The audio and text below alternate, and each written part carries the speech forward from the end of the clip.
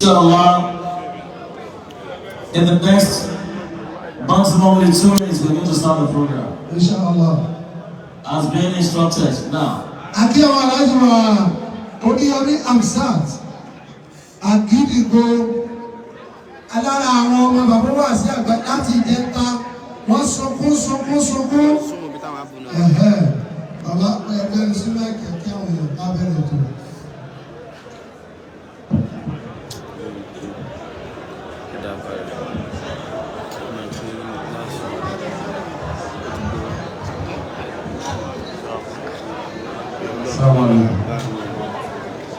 أعوذ بالله من الشيطان الرجيم.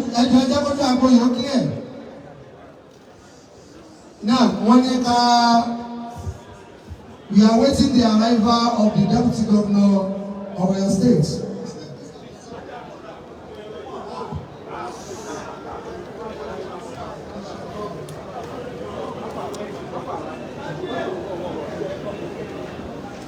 أعوذ بالله من الشيطان الرجيم. Gẹ́gẹ́ bí àṣẹ látọ̀dọ̀ bàbá wa Ansarudeen. Bismillahirrahmanirrahim. Ẹjọ́ torí sọ́lọ́ gbogbo àwọn tí a wà ń bì í ẹjọ́ yàtọ̀ sí àjọ Oríyọmí Hamzat ẹjọ́ torí tànàbì ẹjọ́ kò lójú àgbo ìtòrí ànàbì ẹ̀dàkùn àjọ Oríyọmí àbákà yóò máa pọ̀ gbogbo àwọn fún àṣàdúrà pé ẹ̀ní jábọ́ wọ́n ṣe máa fún àwọn náà ní jábọ́ ẹ̀jẹ̀ kí gbogbo ọ̀gá kú ní ojú àgbo yìí. Ẹ̀jẹ̀ kọjú àgbo yìí ó kílẹ̀ torí ọ̀nà. Ẹ̀jọ̀ ẹ̀jẹ̀ wà bí kú sí gbàgbé ọ̀pọ̀sọ̀ ọ̀kan bẹ́ẹ̀. Ẹjọ́ torí sọ́lọ́ ẹ jẹ́ kí ojú àgbo yìí fírí wọ́n ká gbogbo ààyè ẹjọ́ torí sọ́lọ́ àti tàbí. Bismillahirrahmanirrahim.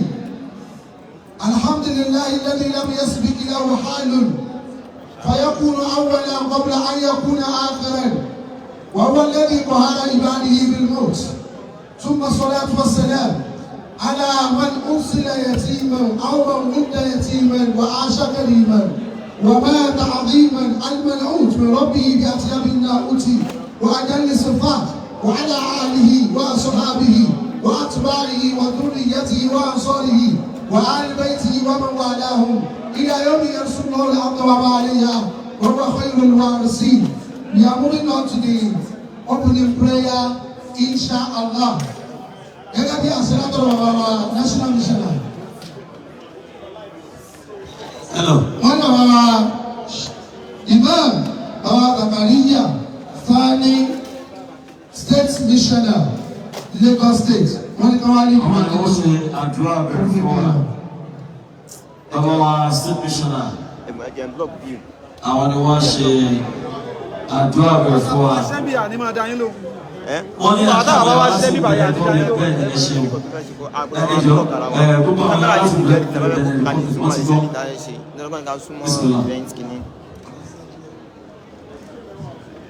صلوا على النبي الكريم. ẹjọ́ tí kó máa ń jòkó àdúrà bẹ̀rẹ̀ ni wọ́n ti ń ṣe. صلوا على النبي المصطفى. أعوذ بالله من الشيطان الرجيم. بسم الله الرحمن الرحيم. الصلاة والسلام على رسول الله وعلى آله وصحبه أجمعين.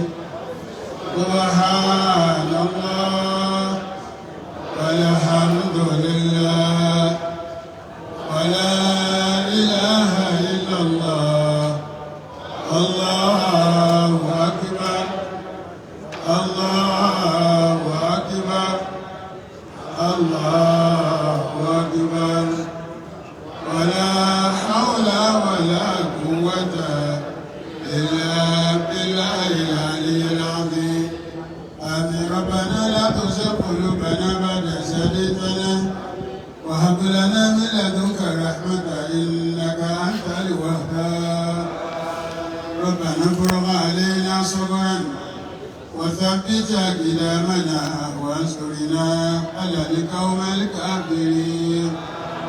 ربنا افرغ علينا صبرا وثبت أقدامنا وانصرنا على القوم الكافرين ربنا افرغ علينا صبرا وثبت أقدامنا وانصرنا على القوم الكافرين بسم الله الرحمن الرحيم الحمد لله رب العالمين الرحمن الرحيم مالك يوم الدين إياك نعبد وإياك نستعين اهدنا الصراط المستقيم صراط الذين أنعمت عليهم غير المغضوب عليهم ولا الضالين آمين آمين آمين سبحان ربك رب العزة عما يصفون وسلام على المرسلين والحمد لله رب العالمين صلى على النبي الكريم. ọlọ́run ṣàbá sọ bàbá wa ní ẹ̀sán dáadáa. آمين èyí tí wọ́n ṣe fún aládùúgbò yìí ọlọ́run ṣe ìgbà آمين. la hawla wala quwwata pẹ̀lú àṣẹ tí bàbá wa pẹ̀lú àdúrà bẹ̀rẹ̀ lọ́wọ́. national missioner àkí ìyá wa sínétọ̀ Mansura Sumani. distinguished senator Monsurat Ọlájúmọ̀ká Sùmánù. àkí wọn káàbọ̀ sí àárín wa. ọlọ́run ṣàbá dúró ọmọ sí bàbá làwọn náà. Gan. wọ́n jẹ́ kí ẹ̀mí owó tí ò kí ń ṣe kékeré. náà pẹ̀lú àṣẹ látọ̀rọ̀ bàbá national missioner wọ́n ní ká bọ́ síbi program ẹlẹ́ẹ̀kejì. àyọkẹ́ láti inú Al-Qur'an Al-Karim. bàbá wa tí wọ́n máa bá wa ṣe yẹ lóde ńlá nǹkan ńlá náà lámàrí. ìmọ̀mọ́ àgbà fún gbogbo Ansarudeen ní ilẹ̀ Àbújá ní Federal Capital Territory ní ìgbà tí president máa kí wọn lọ́pọ̀lọpọ̀ ọgbà títí dọ̀la. wọ́n ní àwọn ni wọ́n kí Al-Qur'an fún wa torí pé bàbá wọn ló kú kí wọ́n wá bá wa ké Al-Qur'an Al-Karim. wọ́n ti ká àgbà bàbá wọn kọ́lọ́wọ́ ṣe ní ọ̀rọ̀ bisimilayi.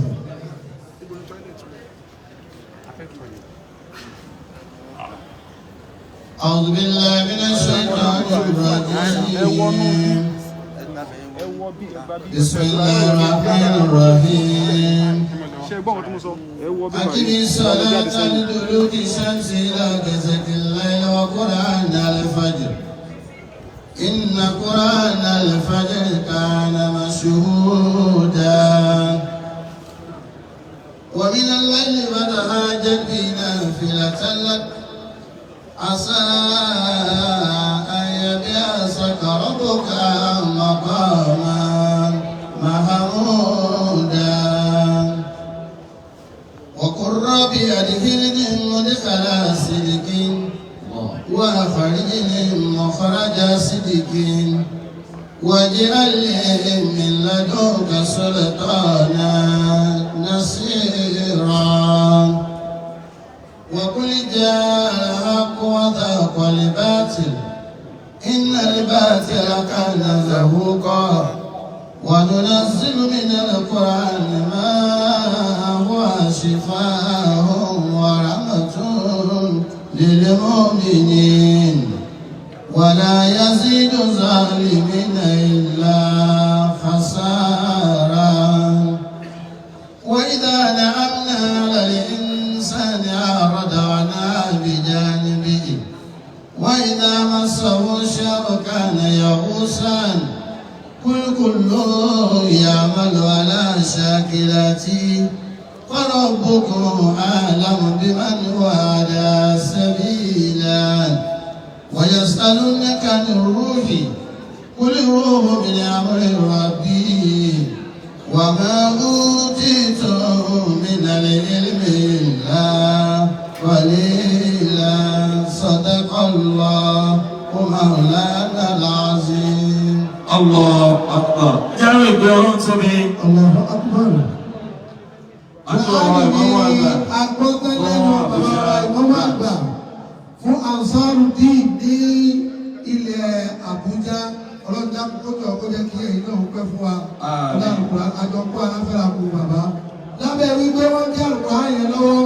Akíndílé ìyá wa àgbà. Mòyínà bàbá mi sọ́kọ̀yìn àtúwọ̀kábọ̀. Alhaji Idris Alhaji Idris Abdulkareem kọ́má bọ̀. Wọ́n làwọn háyà tẹ̀. àṣẹ bàbá wa national missioner wọ́n ní wọ́n yọ̀ǹda yóò ju àyà kan lọ. Àjọ Idris Abdulkareem. Imam Idris Abdulkareem. Bismillah. أعوذ بالله من الشيطان الرجيم. بسم الله الرحمن الرحيم.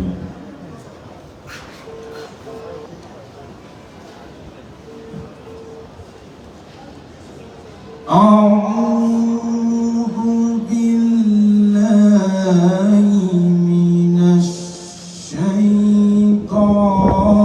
الرجيم.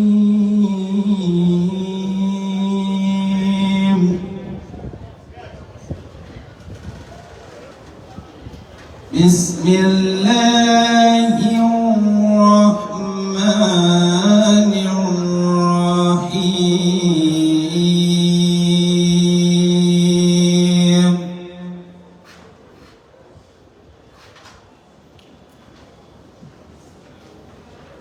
والضحى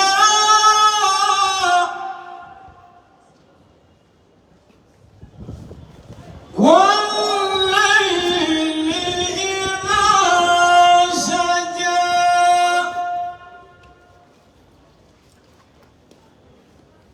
ما ودعك ربك وما قلى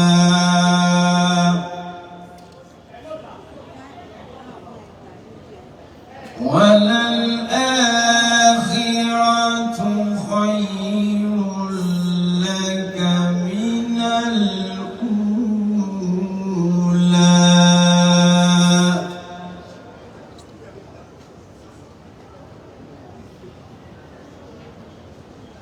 والضحى والليل إذا سجى ما ودعك ربك وما قلى وللآخرة خير لك من الأولى.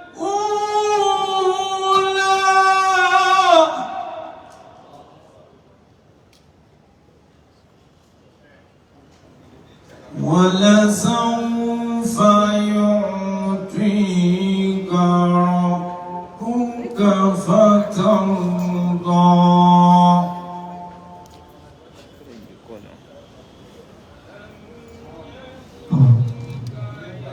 يتيما فآوى ووجدك ضالا فهدى ووجدك عائلا فأغنى فأما اليتيم فلا تقهر وأما السائل فلا تنهر وأما بنعمة ربك فحدث. أعوذ بالله من الشيطان الرجيم. بسم الله الرحمن الرحيم. أعوذ بالله من الشيطان الرجيم. بسم الله الرحمن الرحيم. إنه لقرآن كريم في كتاب مكنون لا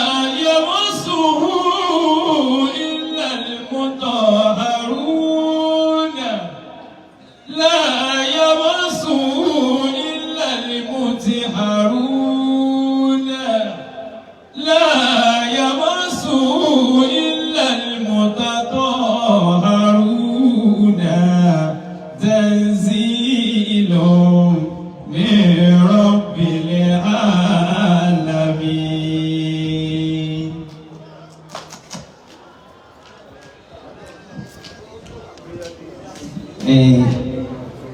Ìṣẹ́jú kan.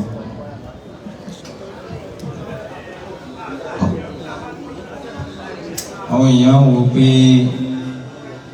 mo lo mi deal lẹ́nu. There are some people over there thinking negatively.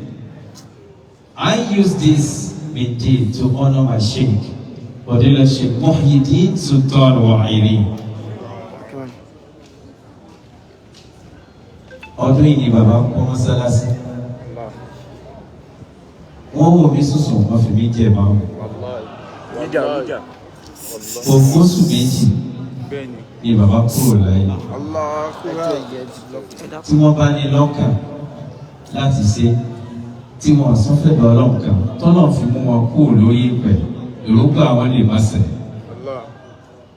Eléyìí ló fà á tí mo fi ọ̀nà wọn léni fún àwọn kan tí ò yé.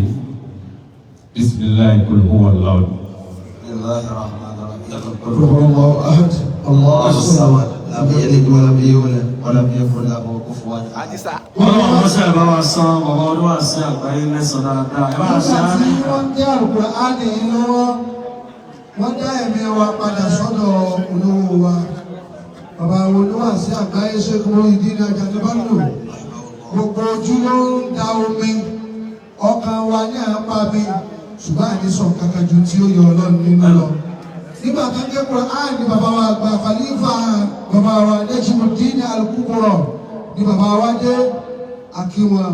Bàbá wa ààrẹ Mùsùlùmí gbogbo ilẹ̀ Yorùbá Edo Delta Ìkùsì.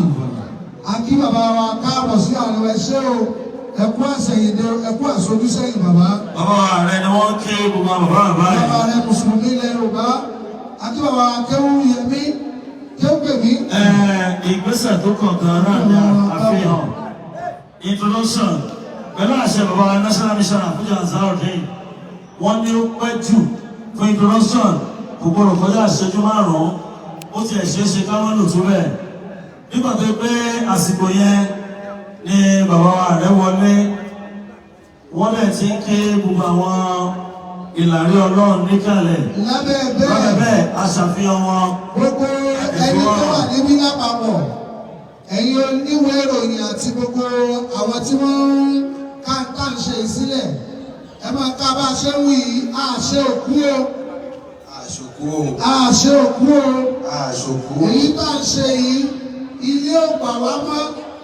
Òun làwọn bàbá fi ní ká máa bọ̀ wá bí o. Àṣẹ òkú o. Òṣìṣẹ́ jíjẹ ní ẹni sẹ́rímọ́nì. Bàbá distinguished senator Lẹ́kan Mustapha. Bàbá ti dé sáà. Wọ́n wọlé ní sáàrin wa nígbà tí kò hàn lọ. Bàbá náà ṣe Láti àárọ̀ ọ̀jẹ̀ta ni wọ́n ti dé. Yàyà mẹ́fà lórí Ẹjọ́ ní abala àfihàn yìí, ọ̀pọ̀lọpọ̀ àwọn bàbá tí wọ́n wà ń bì àti àwọn ìyá wa láti kí nígbà tí wọ́n wọlé. Nítorí àìdí fẹ́ ṣe ìjókòó, á fo abala bẹ̀yẹ. Yàtọ̀ sí bàbá wa tí wọ́n gbà wá lálejò nínú ìjọ Ansarudeen. Bàbá wa tí wọ́n jẹ́ national president fúnjọ Ansarudeen ní orílẹ̀-èdè Nàìjíríà àti káàkiri gbogbo àgbáyé àti dẹ́pútì wọn. Aláàjì wa ààrẹ Adesani kí wọ́n jọ kí wọ́n fi ara ilé. Takbir. Allahu Akbar. Aha. Ẹjọ́ torí tọ́lọ́. Ìṣẹ́jú ọ̀nà ni wọ́n fún wa fún abala yẹn. Dẹ́pútì wọn á ṣe àfihàn tiwọn náà.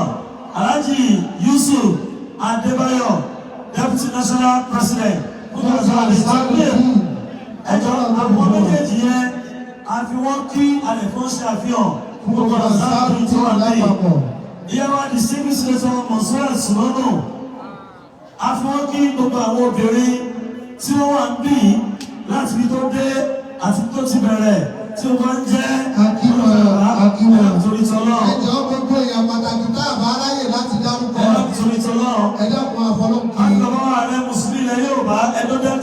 Kwara afọ́jú gbogbo ọ̀tọ̀kùlú ìlú tí wọ́n wà bí ọlọ́run ṣàjẹ́kí á rí pẹ́ ọlọ́run wa dúró tì í ẹjọ́ torí tọ́lá àti tànábì ẹjọ́ ẹ jẹ́ kí á kúrò ní abala bẹ̀yẹ bàbá wa ìmáàmù àgbà fún ilẹ̀ Ìbàdàn tó jẹ́ grand imam of Ọ̀yọ́ state tó lè jẹ́ patron fún gbogbo league of imams and alfas ilẹ̀ káàárọ̀ òjíire bàbá kí gbogbo wa gbogbo àwọn àfáà àtàwọn àbí káàkiri wọ́n kí wa wọ́n kí wa wọ́n kí wa wọ́n kí wa wọ́n kí wa wọ́n ní ọdún jìnnà síra wọn ẹ̀rọ torí tòun àti ti àdébọ̀ Muhammad sallallahu alayhi wa sallam. representative bàbá wa Munirudeen Bọ́lá Oyèbámẹ́jì wọ́n ti wà níbí akí bàbá wa náà wọ́n ṣe é wọ́n pa àdúró tì o.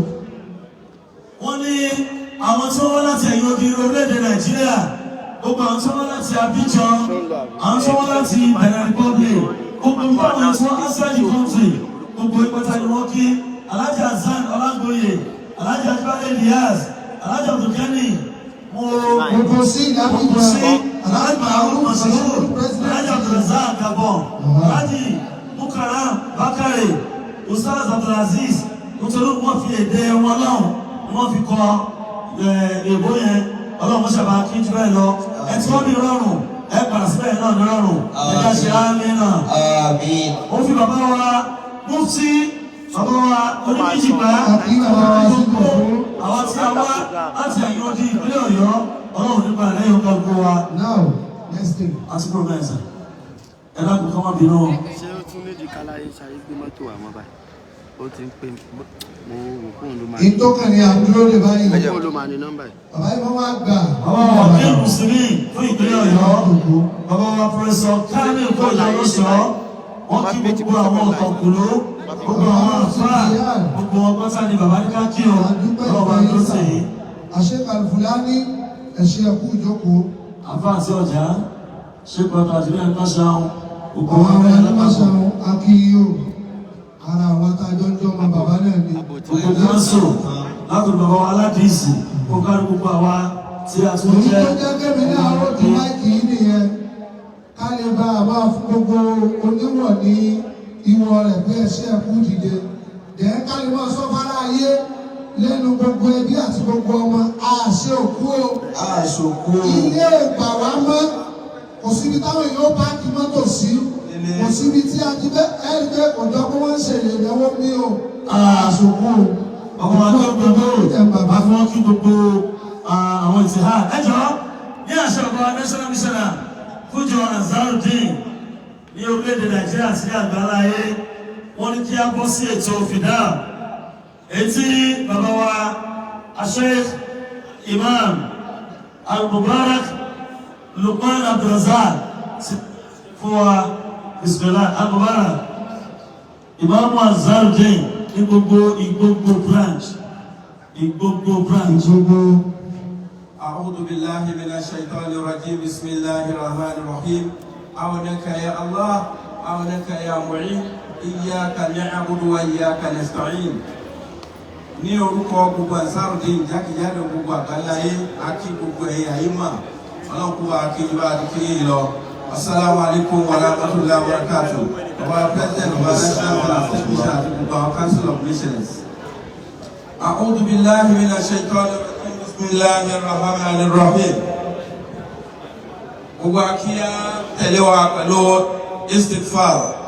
أعوذ بالله من الشيطان الرجيم بسم الله الرحمن الرحيم. أستغفر الله العظيم الذي لا إله إلا هو الحي القيوم. أستغفر الله العظيم الذي لا إله إلا هو الحي القيوم.